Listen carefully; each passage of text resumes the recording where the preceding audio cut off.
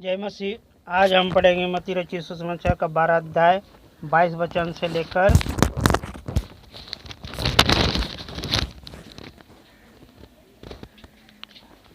32 वचन तक। जब लोग एक अंधे गूंगे और जिसमें दुष्आत्मा थी उसके पास लाए और उसने उसे अच्छा किया और वह बोलने और देखने लगा। इस पर सब लोग चकित होकर कहने लगे, यह क्या दाऊद की संतान है? परंतु फरीसियों ने सुनकर कहा, वह तो दुष्आत्मा के सरदार बालबुल की सहायता से उस आत्मा को निकालता है। उसने उनके मन की बात जानकर उससे कहा,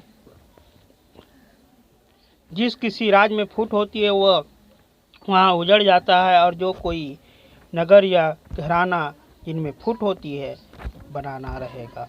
और यदि शैतान को निकाले तो वह अपना ही विरोधी हो गया, फिर उसका राज कैसे बना रहेगा? भला यदि मैं शैतान की सहायता से दुष्आत्मा को निकालता हूँ तो तुम्हारे वंश किसकी सहायता से निकालता है? इसलिए वे ही तुम्हारा न्याय करेंगे। पर यदि मैं परमेश्वर की आत्मा की सहायता से दुष्आत्मा को निकालता हूँ तो परमेश्वर का राज तुम्हारे पास आ पहुँचा है।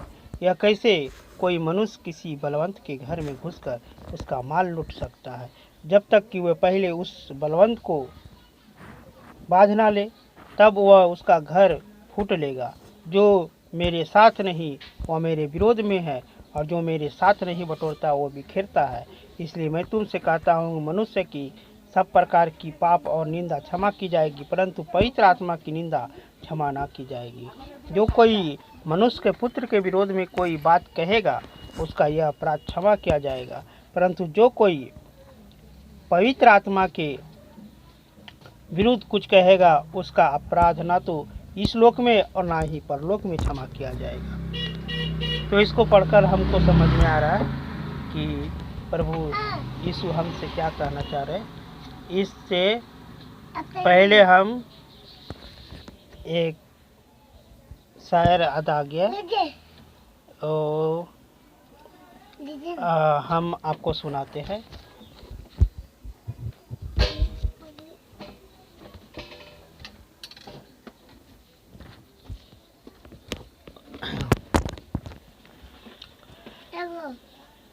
कहते हैं कि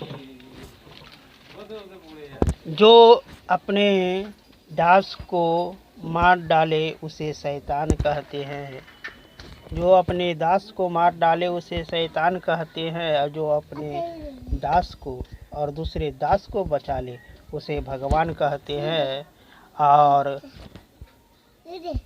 जो अपने बात बनने के लिए माँ को काट दे उसे परशुराम कहते हैं, और जो माँ के लिए एक छोटी सी आज्ञा पालने के लिए राज त्याग दे उसे श्री राम कहते हैं। तो इससे हम जान सकते हैं कि शैतान जो है वो अपना नुकसान नहीं सहेगा। इसलिए परमेश्वर समझाना चाह रहे हैं कि शैतान अपना घर कभी नहीं उजड़ने देता है। इसलिए शैतान से नहीं, हम परमेश्वर के संतान हैं और परमेश्वर के आज्ञा से हम शैतानों को निकालते हैं। इसलिए परमेश्वर का राज मेरे निकट आ गया है। तो इसलिए विश्वास करना, और उसको निंदा जो करता है वो अधोलोक में वो दंड पाएंगे। आमीन।